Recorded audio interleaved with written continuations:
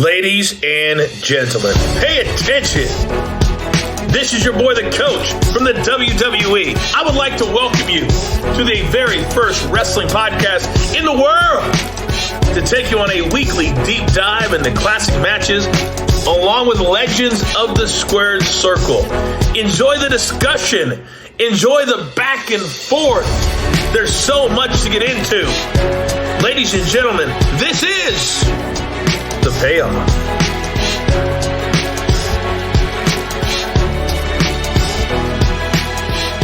Jeff, we're here with an all-new episode of The Payoff. I'm Tom. You're Jeff. It's a fatal four-way.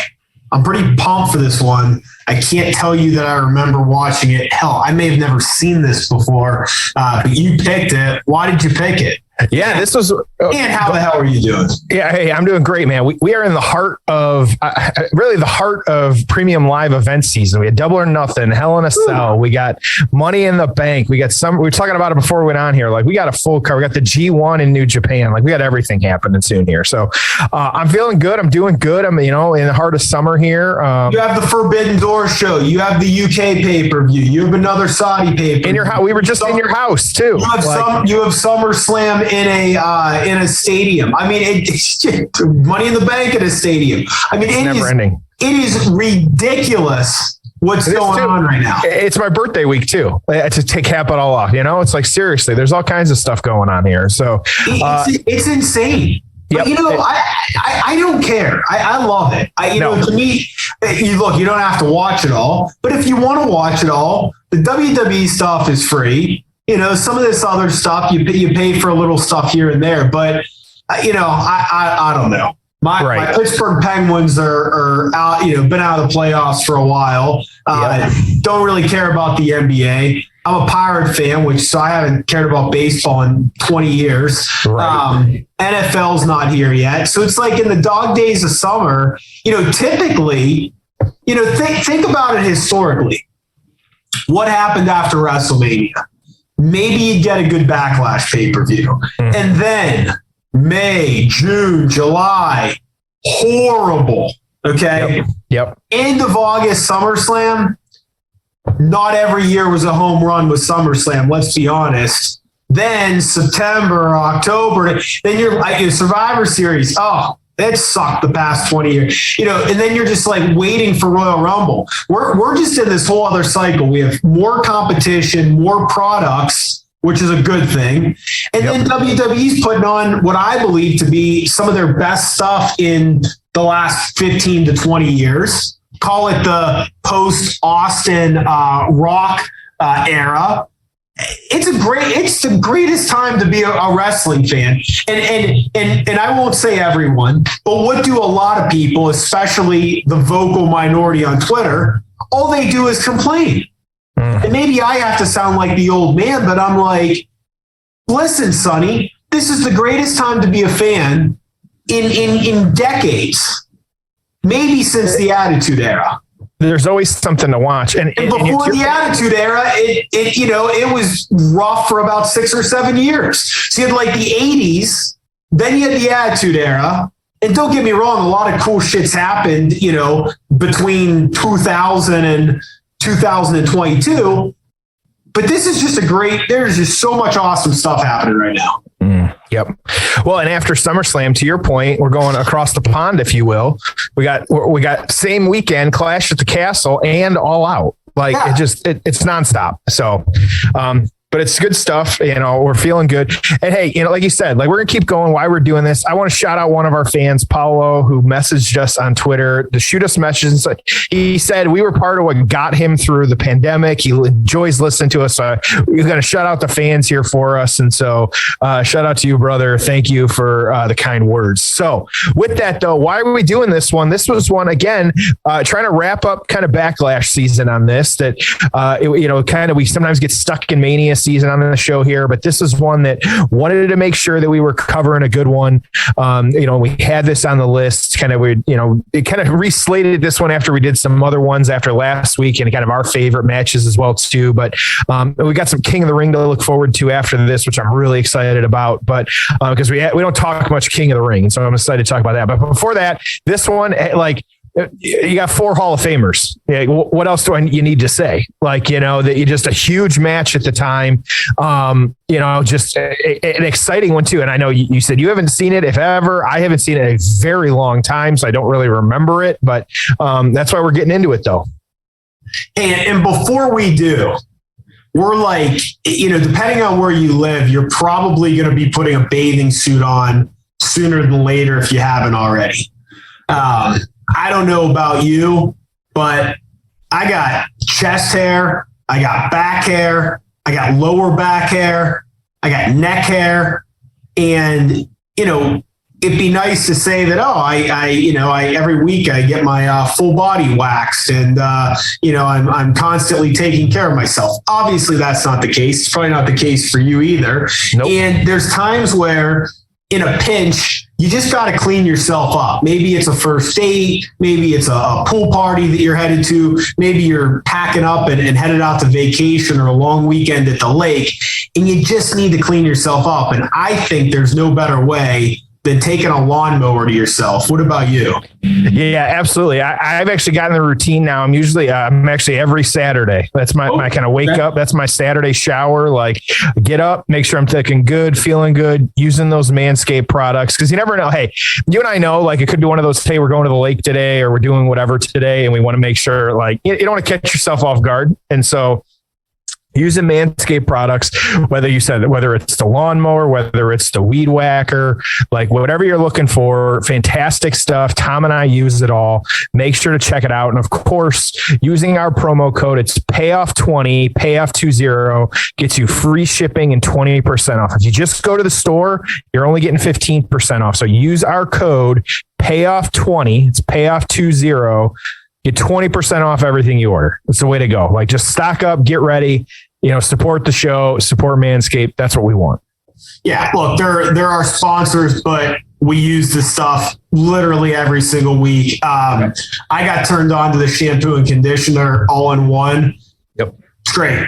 I love it. So, we're huge fans of it. So by supporting them, you're also supporting us, and we certainly appreciate it. And we stand by the product. So with that being said, Jeff, it's time for the build. Oh, it's time for the build. I don't remember this show, and I like that because I'm not going to remember this match. I bet you I never saw it. Again, we're at a stage where, let's see, 2007, I'm a year out of college. I can tell you, whatever I was worse than broke. Okay. So I wasn't spending $30 on a wrestling pay-per-view. Therefore, and this was like before, maybe you could get some lousy, like, free stream, but even that was tough at the time, the old Justin TV days or whatever they were. Yep. So my guess is I've never seen this one, but let's go through this card. Backlash after WrestleMania, traditionally pretty good shows. This was in Atlanta, Georgia, Phillips Arena, April 29th, 2007. And interesting show. So dark match was Carlito and Johnny Nitro in a singles match. And then we get to the show. Hardys would retain their tag team championships over Cade and Murdoch in 14 minutes. Melina defeated Mickie James to retain the women's championship. Chris Benoit would retain his U.S. championship in 13 minutes against MVP. Mr. McMahon, Shane McMahon, and Umaga defeated Bobby Lashley in a handicap match for the ECW World Championship in 15 minutes, and Vince McMahon became the ECW champion. Hard to believe ECW didn't make it. We do not have that one on our list. Now, The Undertaker and Batista ended their last man standing match in a draw. I will tell you that their WrestleMania match is the previous month was one of the more underrated matches I ever remember. Somebody was talking about it, maybe a year or two ago, and I thought, I don't remember that one. They were like, oh, it's one of the best matches. It wasn't long, but it was great. I went back and watched it. It was awesome. So I want to hit that one next WrestleMania season. But the reason we're here, the main event, Cena, Orton, Edge, HBK, if there's ever been a match between 4 Hall of Famers, this was it in a fatal 4-way match for the WWE Championship. Cena enters champion. We'll see what happened. Jeff, from a storyline standpoint, how did we get to this fatal 4-way? Yeah, I'll say this is actually one of the tighter little builds that we've had. And so I kind of liked this when I was researching it to see what's kind of going on in here on this one. And so, all these guys, as I like to say, were kind of in each other's universes at the time. And so you had Michaels coming off the Royal Rumble that January 2007, actually losing to The Undertaker at that one. And then kind of following the weeks after, you had Cena and Michaels, who in this match are playing the faces in this one, actually like taking on Edge and Orton, who are rated RKO at the time. And they have the tag championships, actually, which Cena and Michaels did, and then losing them to these guys as well, actually losing them to the Hardys. But these guys, there was a battle royal that these guys were in the match together, like all 4 of them. We kind of had it back and forth. It was kind of a, really just, it was a big night. It was a big Raw, actually, kind of, back to back battle royals that night. But Cena and Michaels losing the belts to the Hardys, but these guys again kind of being each other in each other's worlds and stuff like that. Now, Michaels, like you talked about that WrestleMania, that was actually the WrestleMania I went to in Detroit and Ford Field.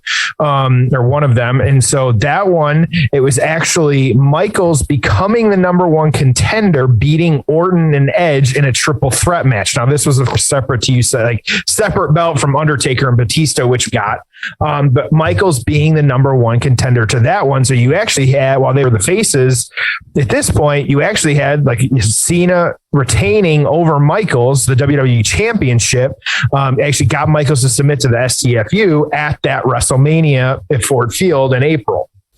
So, and then you kind of keep getting into, there was a number 1 contenders match between Michaels and Orton for the championship. It was actually a no contest. There was a little bit of back and forth. We'll pick that up actually after this match as well too, that we're about to watch.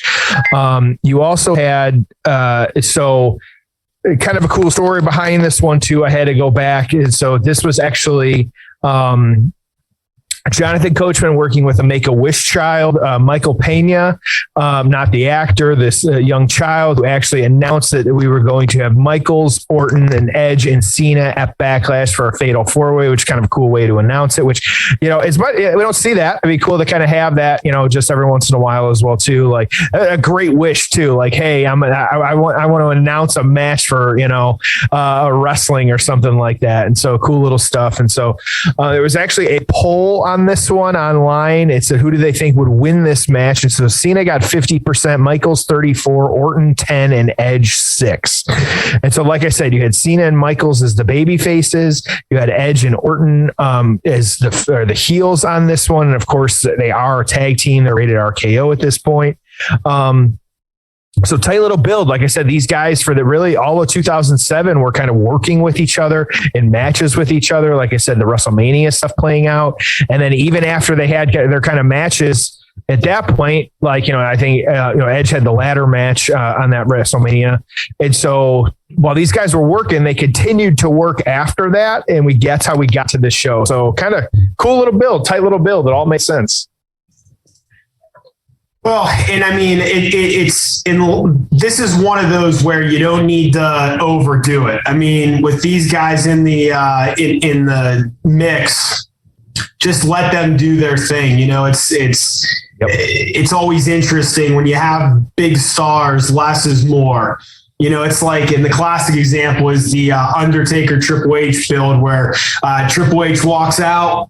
Bam, hits him with the crotch chop. Taker does the neck thing. They look at the WrestleMania sign. Didn't have to say a word. Nope. That's when guys are over. Yeah, so, absolutely. Cool. Well, I'm pumped to cover this one. I think it's going to be a lot of fun. It is the 2 hour and 13 minute mark of Backlash 2007. That's season 9 on Peacock. Backlash 2007, 2 hours, 13 minutes. Jeff, are you ready? Let's get into it, man. All right. It's time for the payoff. Oh, it's time for the payoff. Predictable affairs, King. On all four guys in the ring right now. In many, many years, a lot of agendas from these four men. The most coveted prize. Now keep in mind, at stake. one guy is still on the product every week. Can you feel it? It's electric. One guy is rumored to be coming back this summer. Another guy is on the product almost every week. I maybe I'm just a homer. I don't think Shawn Michaels' final match is going to be that bullshit in Saudi Arabia.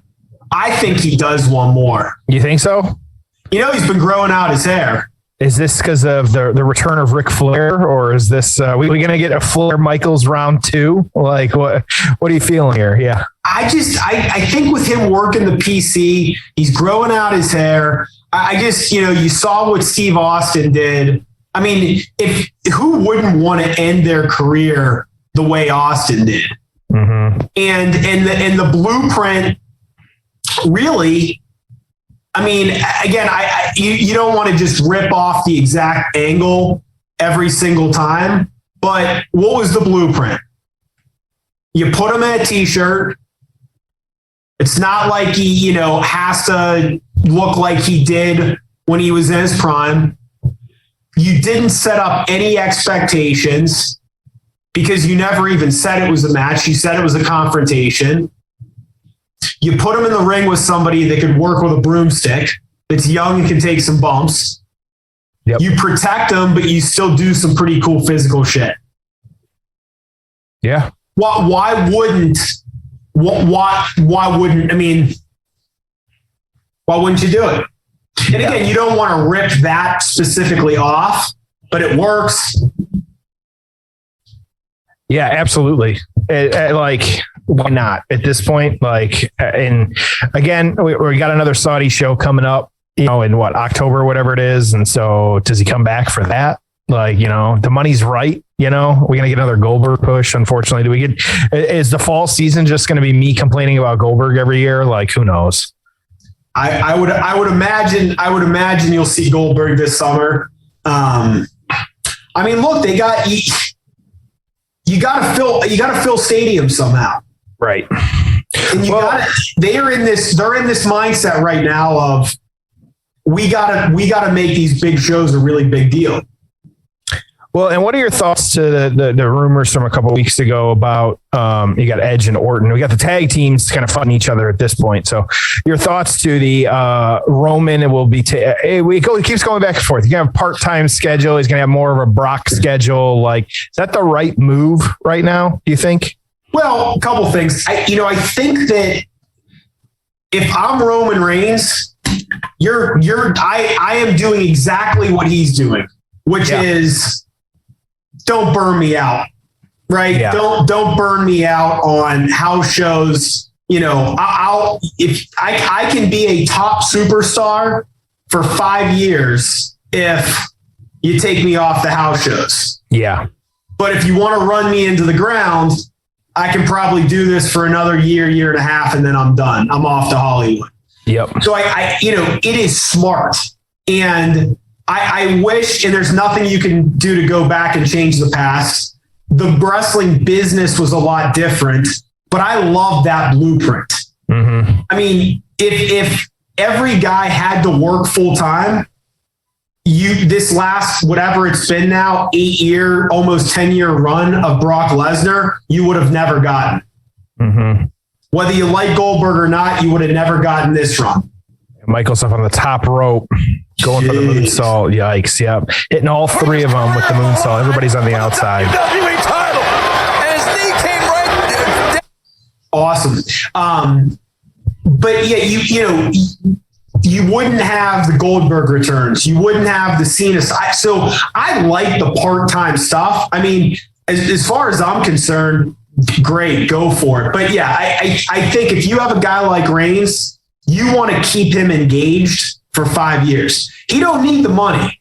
Now, everyone loves the money, but if you're making $3, $4, $5, $6 million, hell, he might be making 10 by now. You only need to do that for a few years. Yeah. So I don't blame him for wanting the schedule. I don't blame them for giving him the schedule. I think they should give more guys time off, but it seems like they are. They're not running people into the ground like they used to. I think it's smart all the way around. I absolutely love it on both sides. Well, what about you? It makes it easier to keep the belt on him for the next year, which I don't see, at least at this point, I don't see any exit ramp for how that changes. They're the back and forth of Money in the Bank. There was that weird thing with like, are they saying they're going to get the main event or they can cash in any time? So are they changing it up? Like we still, there's that as well too. And so that, there's just things that it's good to kind of have the unknown, I guess, like, make Roman into more of like a Brock, make him be a commodity. Like, let's kind of see what happens to, that type of stuff. And so, I'm okay with that. Like, I think if finally Roman we finally accepted him, to a degree, which, 3-4 years ago we did not. And so I think now finally it's okay. I think they're doing, like I said, like they're doing some creative things, which I'm okay with. Like, no, does it all hit, but also like, I think they're getting a lot more hits than misses right now. With the Edge kind of the faction and stuff like that, like crazy thing, it was 2007. Now we're, 2003 or 2022. And we're still seeing him kind of, he's putting over Rhea, he's putting over Damian Priest. Like, I think that's good stuff. And so, and his character work is out of control good. And so, I think it's just one of the, like you said, and I think it starts getting into, you and I used to talk a lot about like the seasons, like, give me 6 months of Roman, give me 6 months of 8 months of somebody, and then mix it up. Like, give him some time off, let him heal, like, let him build to a different story. There's wrestlers we haven't seen in a while. Like, let's rotate some in, Alexa coming back last month and all these different things. Like, let's mix it up a little bit. And I'm okay with that. Or you put a guy on 8 pay-per-views a year. Yep. And every weekly show, and you're under 75 dates total. Maybe they work a handful of house shows. Keep them fresh. He shows up at Madison Square Garden, they do shit like that, and give the fans happy. Yeah. What do you mentioned it. What do you think of Edge's? Let me ask you 2 questions. What do you think of Edge since he's come back 1 to 10? And then what do you think about the stuff he's currently doing? The return of Edge, I feel like, is a freaking 10. Like almost perfect, right? Yeah, like every match, hasn't been perfect. Like, but they've all been good. Yeah, everything he's done since he's gotten back has been at worst good. Yeah, and I only say because they were a little long. That was the only thing. But it's still not a bad match. It's just that one, the backstage where they were at the Performance Center with Orton, like that just went long. It was 35, 40 minutes or some shit. But it was 10 times better than it should have been. But it was great. Yeah. And so, I'm nitpicking. I'm not shitting on that. And so, and then, I think, falling into that kind of role of like, he's got to, we're starting to hear, over the last couple of weeks, like, Punk and Danielson, like kind of working, kind of mentoring people backstage at AEW. Like, I like hearing that. And I think Edge, doing the fact, like we are pro faction over here on the payoff. And so to see them kind of, doing something different with that, like, absolutely. And they just kind of repackaged him recently, with the different hair and bringing Rhea on. And so, I can't complain about that at all. Like, I think right now, like, that's the other thing. He has one of the top stars since he returned. Like, there's top heels really. And so, hard to look when, look around and kind of see what other work some of the other people are doing. Like, his is at the top of his game, plain and simple. Yeah. I the whole return's been great. The current stuff is smart. Make him a heel for a year. Why not? Right. Priest and Ripley, you instantly care 10 times more about them now than you did before. Yep. Throw 1 or 2 more people with them for all I care. I love it. I just, it is such a perfect use of Edge. And then, he doesn't have to take a bunch of bumps and he can do interviews. And now you have a faction and you can do multi-person stuff. And it rubs a few people. And maybe he ends up turning babyface again. Maybe he doesn't. And maybe you have a heel championship run. There's so many things you could do. Maybe him and Priest become a tag team. I love it. And I don't know why they don't use that, faction mechanism more. the other thing, too, is it gives people the rub. And I love the whole Orton Riddle thing. Mm-hmm. Another example, this is someone that could have gotten cut. This is someone that could have been a jobber on Main Event.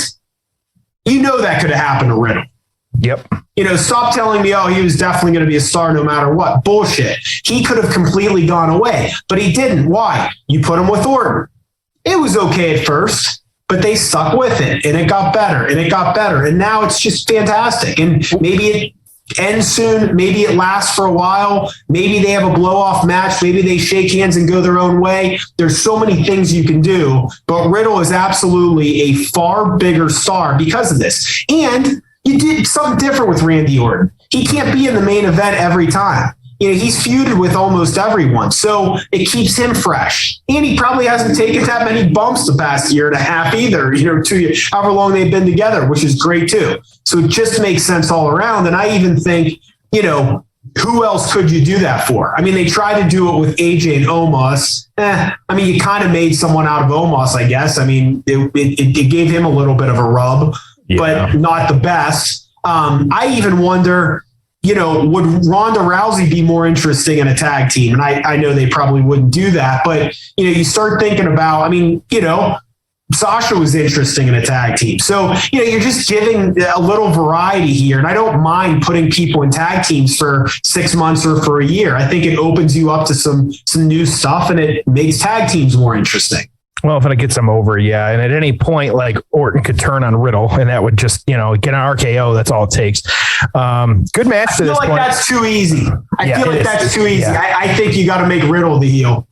So you got Edge laid out in the middle of the ring. Cena, you can't see me. Like, he's a solid match to this point. No real spot fest or anything like that. It was the moonsault, but just a lot of good action. They had Orton and Edge had Michaels, and kind of each of them had a leg for a Boston Crab, and so they had that going too. So Cena's just getting his ass kicked on the outside again now. So yeah, I think especially the faction stuff, like we've talked about it a lot. We thought you immediately get more people on, and if we're to believe the rumors, like Orton was not a big fan of Riddle at the start, and then I feel like invite Rob Van Dam over, and they just kind of smoked out one night, and now they're like one of our my favorite teams out on the show, and seeing that, and so it's always good stuff there. But yeah, I think that it's he's made I wasn't high on Riddle, but now it's like I look forward to seeing him and stuff like that. So are you high on Riddle now? Yeah, I'm high on Riddle. Not in this moment. I'm not high on Riddle, but I could be, So, all right. So you got Michaels. Who is this? He's got Orton. We're about to lose it looked like the Spanish table was already gone. We're about to lose JR and King's table. Ooh, stiff chair shot from Edge to Michaels. Good God Almighty. Yep. Okay. A little trivia for you. Oh, excited. Go ahead. According to Dave Meltzer, there have only been 3 John Cena matches rated higher than this match. Ooh. Can you name any of them? AJ and Cena, SummerSlam. That's one. Royal Rumble. His return? AJ Cena was Royal Rumble. That was the one that was rated higher. Oh, not the SummerSlam one? Okay, got it. Yes. All right. But awesome matches. Yep. Well, you said it too. Punk. I'm guessing that's one. The Money in the Bank, and then, I don't know. Because there's a couple, but I don't know if they're higher. Because there was the Daniel Bryan match. There was the only other one rated higher. Was what many say is the greatest triple threat match of all time: Lesnar, Rollins, Cena. It's Seth, yep. And that was also a Royal Rumble. That was Royal Rumble 2015. That was a phenomenal match. We have not watched that one, have we? We haven't watched that one because we try. I don't have a lot of post 5 to 10 years. And sadly, that's been 7 years ago now. I know it seems like too soon for us to do, but. That's all right. We'll make sure it's on the list. There you go. Has got him locked, or Orton is locked in with STFU at this point. Orton taps Cena retains. Oh, wait. Shawn Michaels. So now Shawn's about to get one. Oh. Nope. Small package, kind of roll them up. Nope. So, do you have some of the other top-rated Cena matches in front of you, or no? Did you just I got them all in front of me. What else do you got? Yeah, well, I'm interested. After so the top three, then there's a log jam of matches that he gave 4.5 stars to. Spoiler alert: this is one of them. Okay. So this got 4.5. I would guess like Cena and Owens on that list. Well, there's two KO matches on there. Okay. Which those were awesome. Yep. I was thinking the Money in the Bank one was I was thinking. Yep. Another Punk match, the Bryan match, the Brock Lesnar comeback match at Extreme Rules. There was a last man standing match with Bray Wyatt. Yeah, the Umaga match. We talked about that one. Yeah. There was Edge, Shawn Michaels at WrestleMania. Edge, Triple H, and Cena triple threat. There was an angle match. We got Michaels tuning the band. Everyone on their feet. Michaels sidestepped Edge. And now Michaels again was thinking sweet chin music. Man, I feel like Michaels has been heavily involved in this match. He's been working hard on this match. A lot of the spots have involved him. Yep. And so he's high flying. There's an elbow drop, pops right back up. He's cleaning house right now. Yep. Working hard. Going back up top again, it looks like. Yep. This time for Orton. Nope. Cena stops him. Yep. You know, with our conversation earlier about Roman Reigns, and then you think of the run that John Cena had, nobody may have as long of a run as he had ever again. At least like full-time main eventing. Oh, yeah. Oh, geez. That was a big spot. Cena had Michaels up in like a fireman carry, and then up on like the middle turnbuckle, and then Edge and Orton kind of grabbed both of his legs and they just suplexed him back down. So all four guys are kind of laid out at this point. Good spot though. It definitely adds the interesting dynamic here of having the tag team, or like, you know, having rated RKO and then Michaels and Cena having recently had the titles. Like it definitely adds a nice component to this of you kind of know who's working together, but also early, like a couple of minutes ago, we had an Edge chair shot to Orton. So you kind of never know. Dude, they're going nuts. I mean, everyone's standing. Yep. The match is going to go on all night. And it has to happen inside the squared circle. And John Cena looking at the edge. It didn't happen. It's counters. Maybe it will. See the counters. See the counters. It's counters back. Cena's won't give up. He's determined to hit Look that. out. Oh, double FU. Nope. Sir Michaels. Woo, out of nowhere. Here we go. Sweet chin music. Orton got the RKO on Shawn Michaels. Luckily, Cena saw that happen out of the corner of his. Man, these must be a bitch to try and plan. Especially the ending like this. Yeah. And just to have it work well. There's DDT from Edge. So this is in a 10-way tie for Randy Orton's top match ever. Okay. Orton Meltzer. So he has 10-way tie. Yikes. 10 4.5-star matches. Never a 5? No, never above a 4.5. Very interesting. Okay. Cactus Jack at WrestleMania. This match. 2 Money in the Bank ladder matches. There had to be the Cactus at Backlash. Yep. Survivor. I remember he had some good matches with Christian. Yeah, I remember those. A big spear there. Never that high. There you go. FU now. Okay. Michaels. Sweet chin to Cena. Wow. Oh, but Cena falls backwards onto Orton and gets the 3.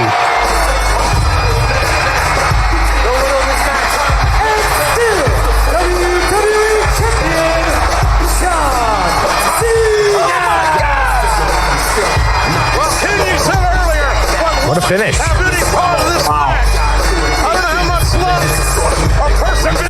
Wow, that's it. Interesting, yeah. So Cena gets super kicked, lands on Orton, was over him, so that was the 1, 2, 3. after we had a spear and the RKO. Yeah. Okay. All right, let's get to the aftermath. Oh, it's time for the aftermath. Initial thoughts. Not bad. I was better than I would have thought. I actually did enjoy the ending there. Like you said, it was not quite, a little bit of a spot fest to kind of get all the finishers in, but also like it didn't look sloppy. So I was okay. And you don't always, it's a different finish. So I'm okay with that. How about you? Yeah, it's interesting. Like, people often say, like, oh, 3-way, 4-way matches, they're just a little too confused. I get it. Mm-hmm. I mean, it's a little hard to follow. There's never that just storyline of, hey, these two guys hate each other and here's why.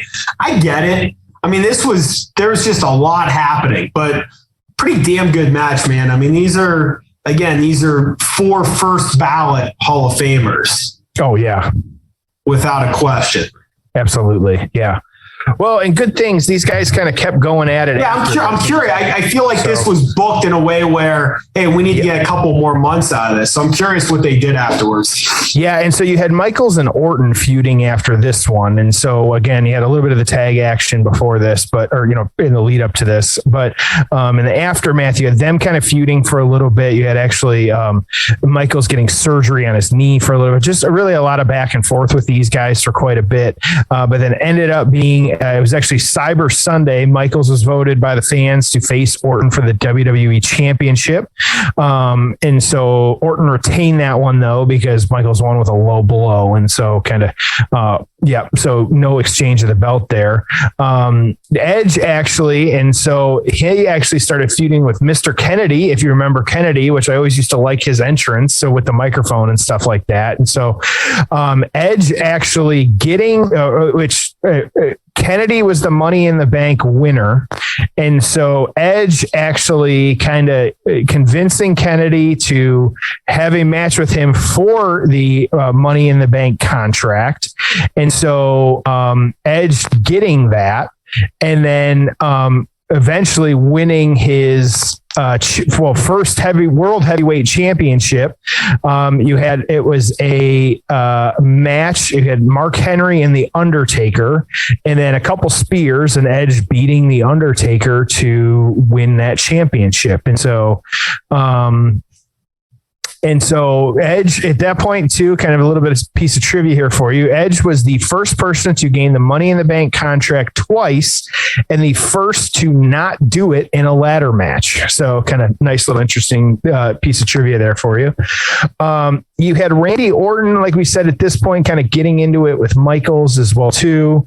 But then also kind of feuding with Cena, actually in the lead up to SummerSlam, and then the Michaels stuff picked up after that. And so I had a kind of a rematch Unforgiven with these guys. And so Orton winning by DQ on that. And then lastly, Cena in the aftermath of this, which I did forget this feud until I read about it after the fact, feuding with the great Khali. And so having a little bit of time there, actually the first person to defeat the great Khali by submission. It was at Judgment Day and John Cena. And so, and then I beat him again by pinfall at One Night Stand and a Falls Count Anywhere. And so, and then eventually retained a couple times at Night of Champions, the Great American Bash. And so just really, summer of Cena, if you will. So, kind of getting into that. So kind of good stuff all around. Like these guys, depending on how you feel about the great Khali, like all around, these guys just kind of really kept going at it. Feuding.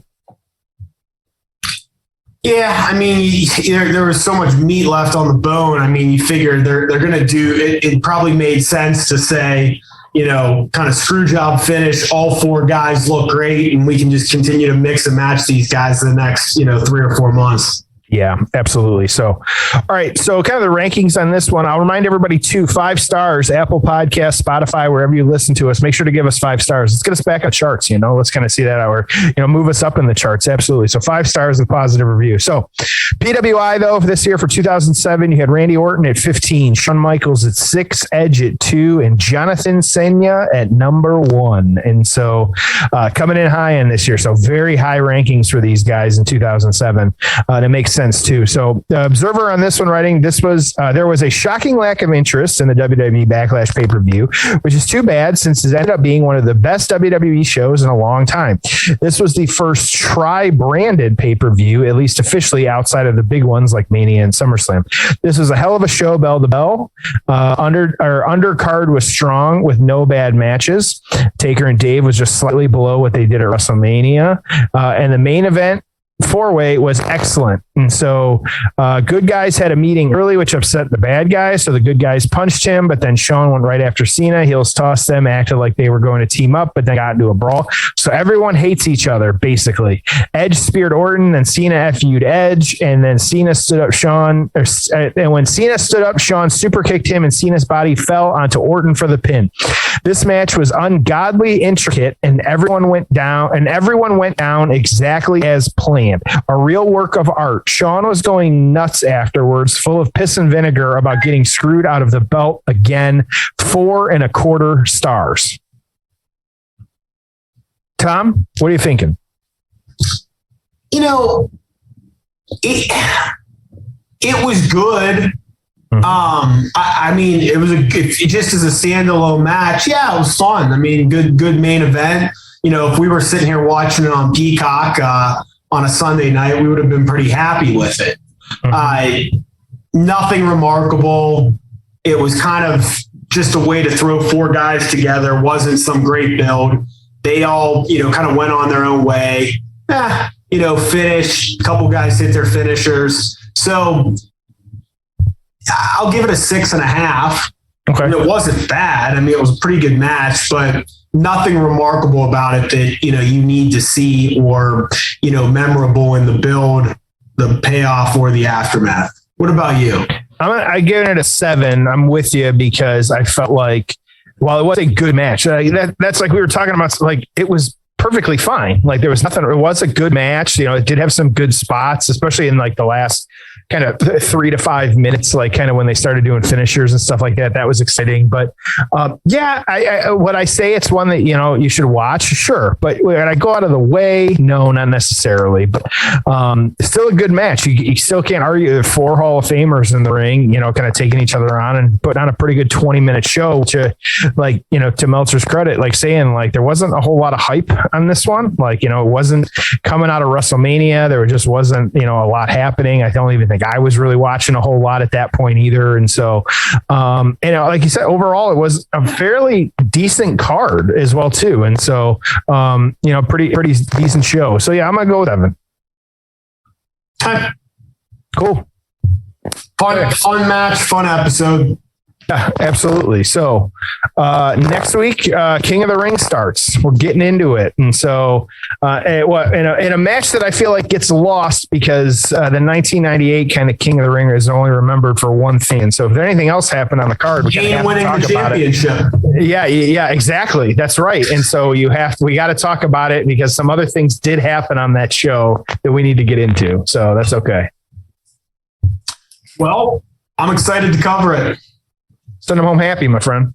All right. Hit us on Twitter. We'll see you next week on an all-new episode of The Payoff.